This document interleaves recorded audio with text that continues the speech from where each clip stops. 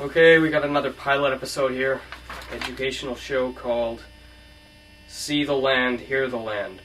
Hosted by Reynold Ramsbottom. This show will teach young children about how science explains things in the natural world. Sounds good to me. Hello friends, I'm Reynold Ramsbottom, host of our show, Hear the Land, See the Land. Today we will be talking about what things are made of. Things are made out of matter. The air we breathe, the food we eat, even we ourselves are made of matter. But what is matter? That is what we will try to find out on today's show. An early theory of what matter is came from those crazy Greek philosophers in the 5th century BCE. They came up with this weird idea that everything was made out of chunks of stuff called atoms. These atoms were indivisible like fruitcake, had regular geometric shapes like cubes, and were always moving like my mouth. In between these atoms were nothing. And I don't just mean nothing, I mean nothing. Not a zip, the opposite of something basically for you slow-minded folk.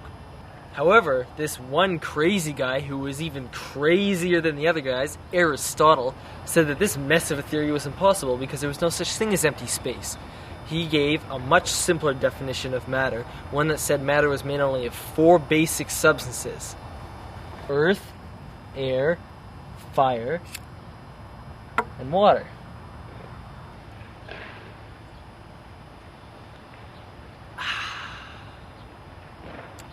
That hit the spot. Anywho, each of these 4 substances had different combos of 4 basic qualities. Dry, like my wit; hot, like this show; cold, like my producer; and moist, like this moist sponge. See how moist the sponge is? That's one moist sponge, right there.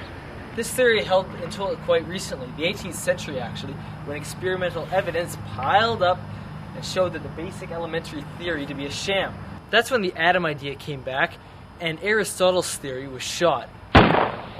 In the 19th century, John Dalton did tons of experiments on gases and came up with a new model of the atomic theory that was much more accurate than Plato's. It was based on, you guessed it, and if you didn't, you're dumb, atoms. He said atoms were indivisible, like had been said before, but he also said that 2 atoms of the same element had the same properties, and 2 atoms of not the same element had not the same properties, and that these little atom thingies could come together in constant ratios to make a new substance made of more than one atom. This explained why no matter was lost in a chemical reaction, and why compounds like this one were built up proportionally to the ratio of each element used in the reaction. If I'm going too fast for you, get a new brain, chump. That all seems simple enough, but it wasn't good enough for them science folk.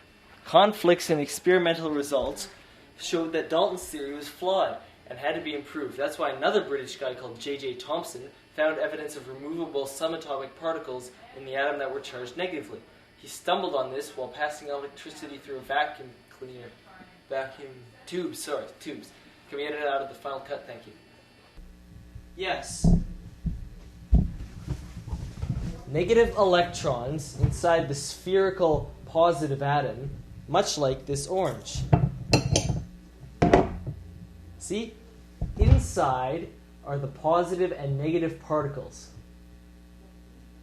Tastes so sweet. Anywho, Japanese chemist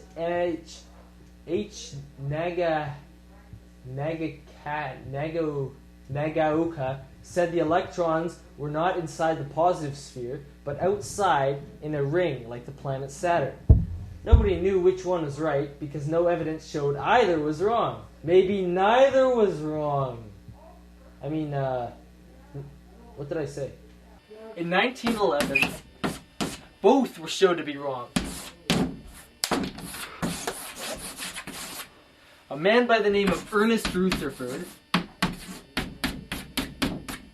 showed that by an experiment in which he conducted, shot little tiny positively charged alpha particles through really thin pieces of gold, right? If Thomson's theory really worked, the electrons inside the nucleus were correct, that's his theory, right? The alpha particles would pass through largely unaffected, right?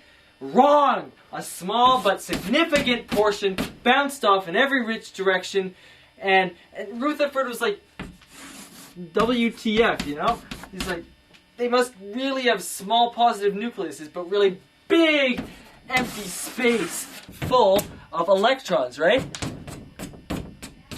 But that still didn't explain everything. Rutherford's atoms were heavier than the protons alone, right? Of course, the mass of the electrons was insignificant. There must have been something else. Maybe there were additional uncharged particles inside the nucleus called neutrons. The proton, neutron, and electron theory explained a ton, but it wasn't perfect. Scientists still raise questions about why the protons didn't repulse each other and break apart the nucleus, and why the electrons didn't collapse into the center. Rutherford explained the first one by a nuclear force, he called it, holding the nucleus together, but the second question had yet to be explained. Tune in next week for another great episode of See the Land, Hear the Land. Of course, that is if the suits decide to keep me. What is your decision? Yes or no? Fire the assistant who brought this tape to our office. Everybody, you should go wash your eyes out with that special pink soap. Don't use the white powdery stuff, that'll burn real bad.